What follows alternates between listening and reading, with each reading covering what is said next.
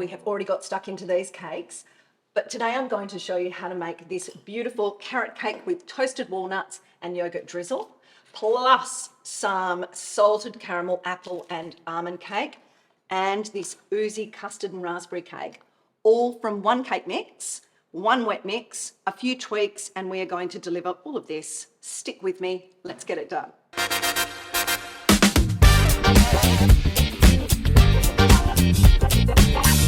Right, so getting started, I'm going to show you how to pull together this cake mix. So the dry mix is literally self-raising flour. Pop it in our bowl there. I'm choosing to use almond meal, and I've actually crushed this myself, so it's a little bit textural, which I like. You can buy almond meal. You could also decide you're just going to use self-raising flour. So I'll put those measurements on the website so you can check that. We are doing brown sugar because it's rich. I don't like my cakes to be too sweet, so this isn't a huge amount of sugar for a cake. Yeah, the brown sugar just gives it a lovely richness. Don't bake or really make a dessert without throwing in a little bit of salt. So this is Lake Deborah salt. It's a West Australian salt. It's absolutely gorgeous, full of minerals. That salt will just help bring out the flavour and the sweetness in the cake. So you can get your hands in. That's how I roll, how I like to cook. As long as everything's reasonably mixed together, we are golden. Pop that forward and mix the wet mix. I just want to show you what goes in. So in this bowl, we have half yogurt and half milk. So that is a cup of yogurt and milk. Then olive oil. And the reason I like cooking with olive oil is it has all the good saturated fats. It's much easier to work with than melting butter. It's better for you than butter. I love butter, and you can use butter if you want to. But again, a beautiful local olive oil, it's actually full of nutrients. Then we are putting in 3 eggs. Ooh, in you go, little buddies. And then we want vanilla, which I've lost. So this cake is going to be an apple, cinnamon and salted caramel cake.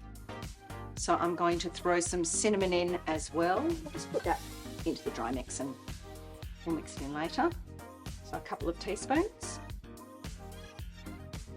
And I'm going to grab a fork. It's always the easiest way to whisk wet ingredients together. Now, before I go too far, what I did want to say is you can use so many variations on this dry mix. Some of the things I like to swap in. This is wholemeal stone ground spelt flour.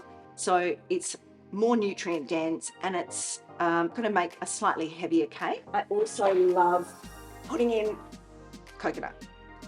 You just need to be aware that the more of this you put in, the less kind of glutinous your cake might be.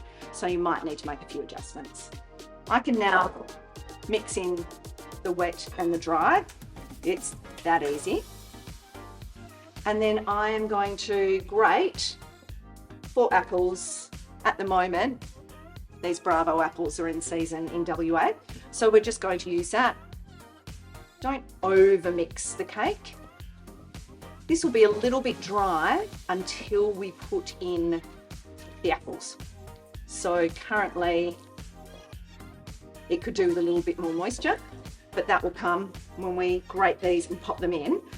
I'm going skin and all. No need to take the skin off. It's really good for you and it's a waste. So a little bit of a workout at the kitchen bench, and we're just doing 4 of these and adding it to the wet mix. I've decided to stop at 3 because these apples were really big. You can adjust the amount of fruit you put in, just keeping in mind how moist this cake mix ends up being. Obviously, you can try various fruits.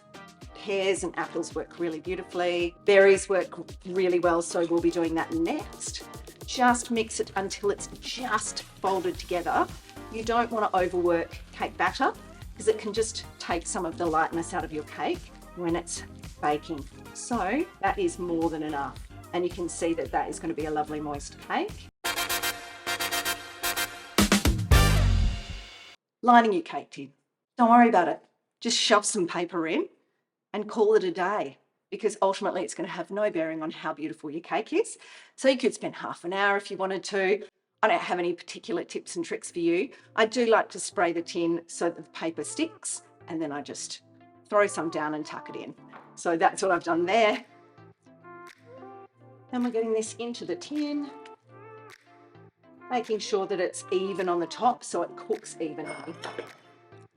But again, we just don't want any stress here. Relax. It's baking. No big deal. Magic addition to this cake is salted caramel. Now, you can make your own salted caramel, and that's a whole other episode, but today I'm just using store-bought caramel, and we are giving it a really generous drizzle. Look, to be honest, if there's any left in the jar after this, I will be eating it by the spoonful, 1 spoon at a time until it's gone, like I'm in denial that I ever ate it. So we're better off getting rid of it all now. So on that goes to the top again, fairly easy going with how we apply it, just slightly even. Oh, that's so sweet. Woo! All right. And then all I'm doing is covering this caramel in some flaked almonds for some lovely crunch. And that, my friends, is the first cake ready to go in the oven at 180 for about 40 minutes. But everybody's ovens are so different. It's really important to check from probably the 30-minute mark onwards, and then set 5-minute timers. That salted caramel still at the back of my throat. Can you go?